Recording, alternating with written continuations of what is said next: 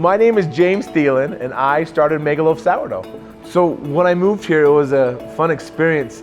I found a culinary school at Southwest Tech. The last few classes were about sourdough. And I went down the rabbit hole of like, how can I make this better? And I learned a process of making sourdough in a different way. I call it a proprietary process because it's different. We ferment it down to a micro level so it gets micronutrients for your gut. So I learned how to do it at school, in culinary school, and I got my culinary certificate from Southwest Tech. But with that, I started making the sourdough and selling it at markets and selling it around places. I was selling some other products and I took it to a market and I took a couple of them there and they sold out really quick. And I was like, that's cool, they just bought bread. So we made twice as many. We brought it there again and they sold out again. So we made 11 loaves and we sold out from all the people that had bought it before, like, this is the best bread. And at that point I was like, I've got something here. I've got something special. So once I knew I had a great product, there was an opportunity for the State Bake Business Challenge. The questions they were asking me gave me more insight of how I can build my business better.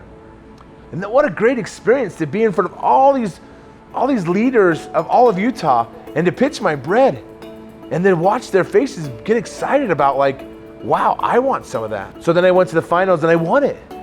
After winning the State Bank Challenge and receiving the compensation for the winning prizes, I was able to buy the important equipment here so that I can lease this building and get into this building. I went from my house with 3 ovens to finding a place to a restaurant, to opening up a storefront, to producing 11 loaves a day, to now we're producing 500 of these a day. We just kept making loaves and we kept selling out, and I was like, we need more spots. So we outgrew this restaurant in 3 months of opening. So we had to go to the state bank and ask them about how to get an SBA loan, which is a great thing because I couldn't have done it without them. You know, they helped me get into this restaurant and get it going, but they also helped me take the next step with the loan. My wife sometimes says to me, James, it's just bread. You're not gonna change the world. And I say, no, I think we will. I think one day this bread is gonna change the world. And so it's been fun throwing out in games and donating them to people and going to the fire department. When we have day olds, we go to the fire department or we bring them to the state bank and the state bank employees go and grab them. The local community is where we want to get this out to the world.